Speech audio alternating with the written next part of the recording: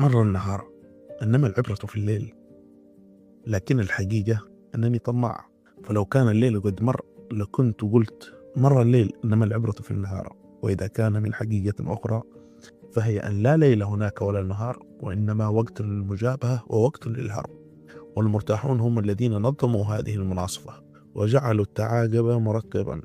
بالنسبة لي مثلا اختلط وقت المجابهة ووقت الهرب، فصرت أجابه وأهرب في وقت واحد، وتفرع هذا الوقت نفسه إلى أجزاء كل جزء منها يتنازعه الهرب والمجابهة. وليس صحيحا أنني أخاف الليل أكثر من النهار، وإنما أنا أخاف أن أكون وحدي معزولا عما يهمني، مقطوعا عن العالم الذي يتهمه بأنه يخدعني دائما، وخصوصا في غيابي، فكم أشتهي أن أبغت العالم وأفضحه وهو يخدعني. هذا الذي يدعي الإخلاص لي ويدعي العذاب من أجلي، ويدعي العزلة والوحشة والوفاء. أهلا بك يا غادة، الساعة الآن شيئا ما بعد منتصف الليل، لعلك نائمة. ترى ماذا يشغل فكرك الآخر؟ أقصد فكرك المخفي وراء الوجه الآخر للقمر. كم أحب أن أعرف ماذا دار فيه، ماذا دار وماذا يدور في راسك، وكم تخطئين في وصف هذه الرغبة بالفضول، لأنها ليست أكثر من شهوة عارمة عظيمة إلى تصفيتك من غربتك وضمك إلى قلبي وأفكاري وحياتي. أريد ولا شيء أكثر الآن أن أتحد بك. هل أمضيت نهارا حلوا أمس؟ وسهرة السبت والدروس، كيف الدروس؟ والكتابة، ماذا كتبت هذه الأيام؟ لم تقرأيني شيئا بعد. كأنك تعتبرين ذلك مستهلكا سلفا، أو سرا بينك وبين نفسك وحدها، أو فضيحة للكتمان. الكتمان، هذه هي الكلمة. أريد أن أمزق الكتمان عنك. لماذا يخيل إلي أنك تخافين مني؟ أقصد تخافين مني خوف عدم الثقة لا خوف الجبن. لماذا؟ هل تعتقدين حقا أنني شرير ومغامر وممثل أو طالب قصة عابرة؟ هل ضايقك هذا الكلام؟ يجب أن لا تتضايقي. لا أعرف شخصا سواك أتحدث إليه. صرت كل شيء، تعرفك وتعرفينني منذ البداية. أنت أختي وحبيبتي، بلى بلى. محوت عن شفتيك جلاد الابتسامة الهازية، ونفحت فيك إيماني بك. ولا أريد أن أعترف بشيء آخر عدا أنك هنا، وأنني هنا، وإننا سنبقى معا، وأنك ستبكين وتضحكين من قلبك وقلبي، وإن مجهولك أضاء في خلايا كياني وانتشر كما العشق في أحلامي، وبدد جسورك وجسوري، وصرنا نهرا واحدا. ولن أدعك تتراجعين، ولن أدعك تتركينني أتراجع، لن أدعك تقترفين هذه الجريمة. ثم لماذا يخيل إلي أنني في كل ما أقوله لك أصرخ في واد، وإن حواري معك حوار طرشان، وإنك لا تقدرين أهميتك بالنسبة لي؟ هل صحيح هذا؟ يا إلهي، ماذا أفعل؟ صدري امتلأ بالدخان، أشعر بحاجة لا توصف، لا يصدقها العقل إليك.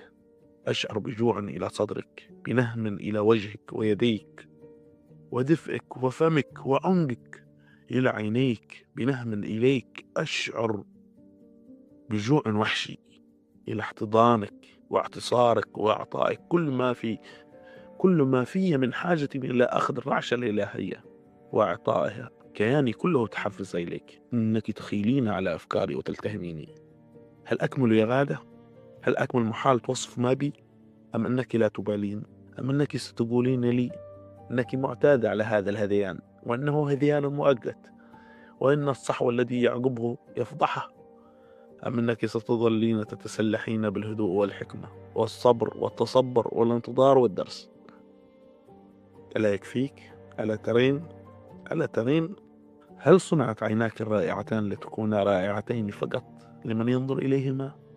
لا شيء يبرر عذابي الآن إلا صدقي. إذا سلمنا أن الصدق لابد أن يكون دائما شهيدا. أنت تعتقدين أن التجارب التي مرت بك تضطرك إلى التزام موقف الحذر الشديد والحيطة والتنبه والشك والرفض والسخرية التي التزمته معي حتى الآن؟ أنا أفهم تفكيرك جيدا. ولماذا يخيل إلي أنك تعرفين أنني صادق؟ ولكنك ترفضين أن تنساقي مع هذه المعرفة. ولماذا؟ ولماذا؟ ولماذا؟ قلت لي ذلك المساء إننا لن نلتقي أبدا ولن نفترق أبدا. هل تدركين معنى هذا الجزم؟ هل تدركين مدى تأثيره علي؟ لو تيقنت نهائيا أنه صحيح، ألا تعلمين أنك بهذا الحكم الذي يعني أننا كالخطين المتوازيين كل منا بجانب الآخر وليس لواحد منا أن يصب في الآخر، أنك بهذا الحكم تصدرين بحقي حكم العدالة. ألا تعلمين أنني شحنت كل قواي من أجل هذا اللقاء، وأن عدم تحققه سيقتلني؟ أم أنك واثقة من أنه لن يتم؟ لا يا غادة، لست واثقة. كنت تتكلمين بمعاني الماضي وأنا لست ماضيك، أنني أرد ماضيك على أعقابه. أنا لست مثل أحد، لا شيء أفعله مثل ما يفعلونه، لا أحد يحب مثلي، لا أحد يحب بقوة ما أحب، بجمال ما أحب، بروعة حبي وعظمته. لم يعد غيري من يحب في هذا العالم. كل ما في هذا العصر من رجال آلات وجلود وأشباه بهائم، وقد يعرفون كل شيء إلا الحب، وقد يفهمون كل شيء إلا المرأة، وقد يميتهم ويحييهم أي شيء إلا الحب وامرأة.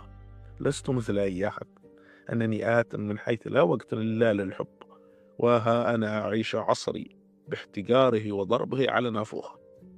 فهو عصر المعلبات والخدع الرهيبة، إنه عصر زوال الحب أعيشه بل أعلقه على الحائط.